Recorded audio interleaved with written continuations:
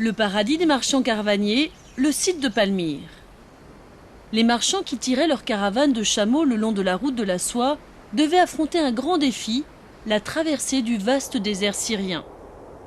Au milieu de ce désert se trouvait une ville oasis connue sous le nom de Palmyre, la ville des palmiers dattiers.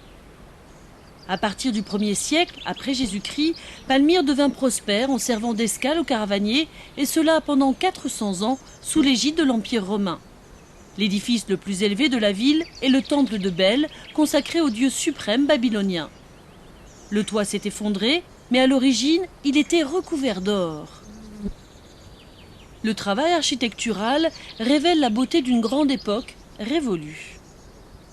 La nappe phréatique était abondante sous le sable du désert. L'eau était distribuée à travers toute la ville grâce à des tuyaux en pierre.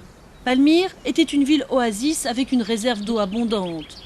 Cette place porte le nom d'Agora.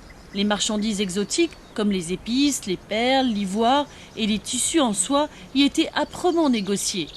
La ville générait d'immenses richesses grâce aux tarifs commerciaux et aux taxes. Les marchands caravaniers traversaient cette route principale après avoir franchi la porte de la ville. Cette voie d'accès fait environ 1,3 km de long et elle est suffisamment large pour que les convois de caravanes puissent avancer librement. 750 colonnes étaient alignées des deux côtés de la route pour accueillir ces commerçants. Une petite plinthe est adjointe à chaque colonne. Ce sont des socles de statues de personnes ayant contribué à la prospérité de la ville. Palmyre fournissait tout le ravitaillement dont les marchands pouvaient avoir besoin. Des magasins y vendaient de la nourriture, des vêtements, des articles de voyage et même des souvenirs. Ce sont les vestiges d'un fourneau pour les bains. On utilisait une grande baignoire et il y avait même un sauna.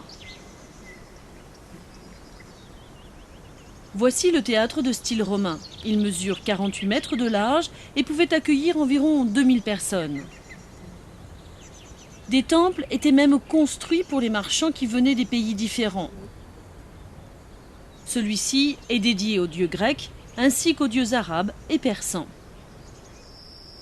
Cette ville internationale atteignit l'apogée de sa prospérité au IIIe siècle. C'est alors que la reine Zénobie se révolta contre l'Empire romain et perdit.